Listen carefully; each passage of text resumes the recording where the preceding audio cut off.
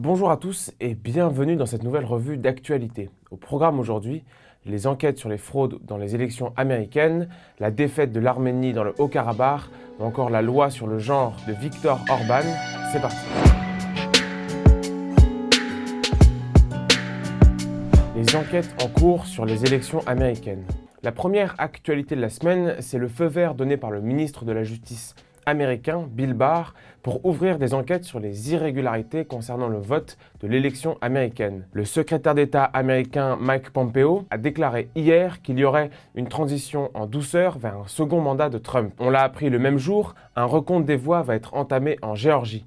Et si on regarde la carte publiée par le comité de soutien pour Trump et en prenant en compte les États où il y a un recompte des voix, Trump pourrait bel et bien être réélu. Une information qu'il faut bien évidemment prendre au conditionnel. On peut aussi rappeler la fake news de CNN qui a affirmé lundi que Melania Trump avait accepté la défaite de son mari, sauf qu'elle a fait un message de soutien au président le lendemain. Alors que Joe Biden n'est officiellement pas président des États-Unis pour le moment, les États ont quand même tenu à le féliciter. C'est le cas de la France, du Canada, de la Turquie ou encore de l'Arabie Saoudite. A noter que certains États n'ont pas souhaité le faire avant les résultats définitifs, comme la Russie, la Hongrie ou la Pologne.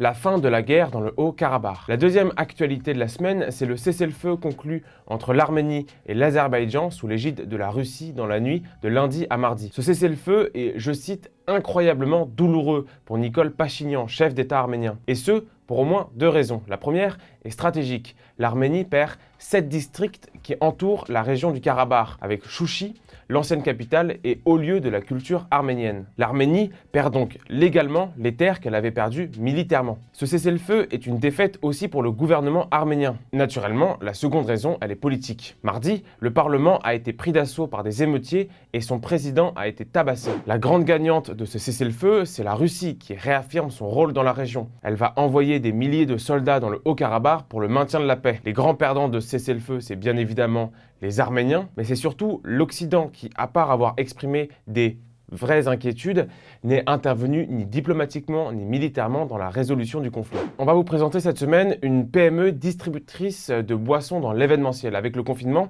tout ce secteur est vraiment en galère, surtout les petites brasseries indépendantes qui ne sont pas encore présentes dans la grande distribution et qui pâtissent de l'interdiction des festivals et de la fermeture des bars. Du coup, Barnum a réuni 4 brasseurs artisanaux français et ils proposent ensemble leurs meilleures bières dans un coffret de 40 bouteilles qu'ils ont appelé Trésor de nos terroirs. Le lien pour commander est en description, je vous invite à le faire et les bières sont vachement bonnes.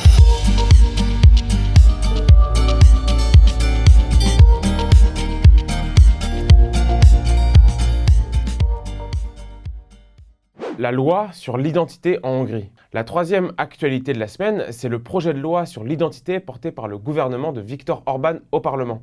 Cet amendement prévoit d'inscrire dans la Constitution que la mère est une femme et que le père est un homme.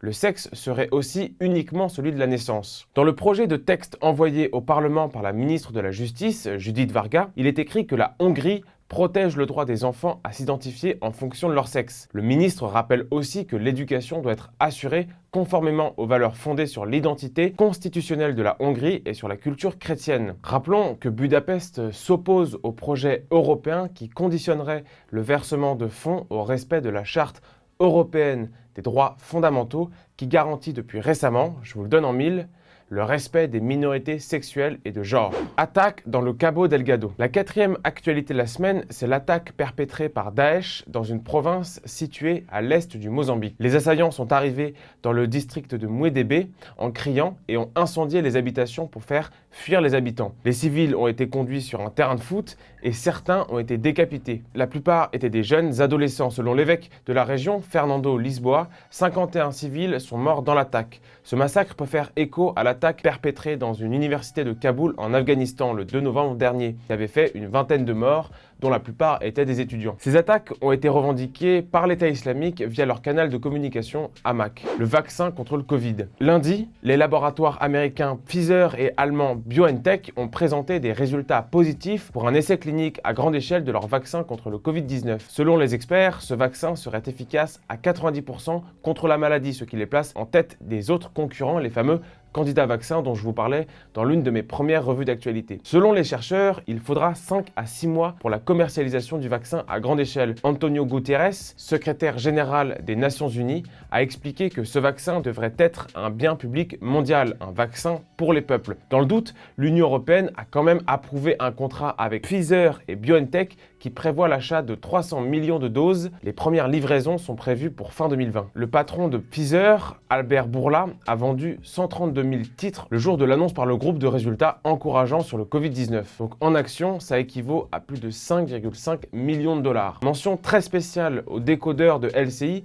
Thomas Despo, qui a fait un article à charge contre Donald Trump en expliquant que le président avait menti lors du débat contre Joe Biden lorsqu'il avait affirmé être tout proche d'un vaccin. Peut-être qu'on aura bientôt le droit à des décodeurs de décodeurs de décodeurs de décodeurs. Merci à tous d'avoir suivi cette revue d'actualité. N'hésitez pas à liker, à partager et à vous abonner à cette chaîne. Et moi, je vous dis à la semaine prochaine.